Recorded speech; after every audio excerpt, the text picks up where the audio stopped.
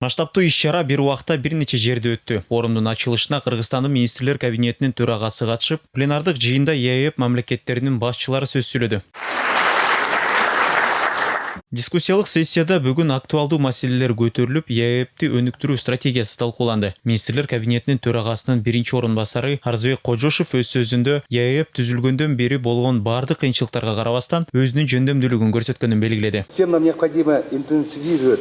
Баарыбыз ЕЭПти өнүктүрүү стратегиясын даярдоо боюнча күч аракетти күчөтүшүбүз керек жана геосаясий кырдаалдын ар кандай өзгөрүшүнө даяр бололу. Бизнес форум аянтчасы биздин кызматташуубуздун келечектеги пландары менен стратегиясын талкуулоого жана бизнес коомчулуктун кызыкчылыгын эске алуу үчүн идеалдуу жер болуп саналат. Адистер бул аянтчада буга чейинки маселелерди талкуулап, жаңы кадамдарды тезирээк жана натыйжалуу жасоого мүмкүндүк берерин белгиледи. Форумда электрондук соодага өтүү жана учурдагы техникалык тоскоолдуктарды жоюу талкууланды. Мы знаем, недавно было проведено у нас. Биз жакында эле изилдөө жүргүзгөнбүз. Ага ылайык Кыргызстандан Казакстанга сүт азыктарын алып келүүдө алар ашыкча документтерди талап кылат. Бул маселелерди чечип, керексиз суроо талаптарды азайтып, соода тезирээк жана эффективдүү болушу керек. Ошол эле валюта которуулар боюнча да маселелер көтөрүлдү. Мындай масштабтагы форум ЕЭПтин алкагында биринчи жолу өтүп жатат. Ага 15 өлкөдөн 2,5 миңден ашуун конок катышууда. Форумга башка тармактар менен катар бизнесте активдүү кызыгуу көрсөтүп жатканы айтылат. Ошонун баарын талкуулап, биз бул жерде бир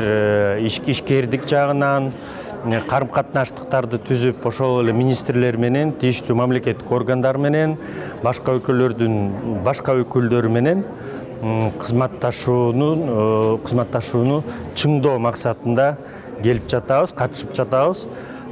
Биздин Кыргызстан тарабынан көптөгөн ишкерлер, эксперттик коомчулуктун өкүлдөрү дагы катышып жатат. Форумдун жүрүшүндө тараптар бир катар документтерге кол койду. Алдыда дагы бир нече меморандумга кол коюу күтүлүүдө. Международный конгресс менен эл аралык ошол ишкерлердин биримдиги 26 өлкөнүн ушул ишкерлерди бириктирет.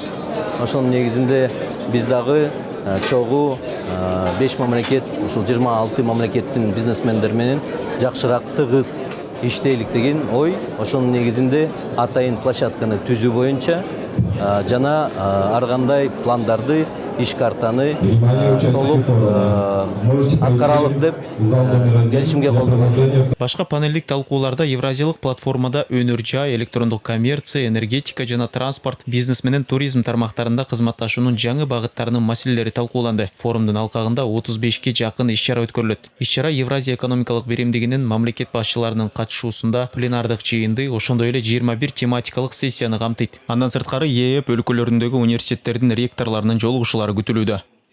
Максат Лесбеков, Талас Аманбеков, 5 канал.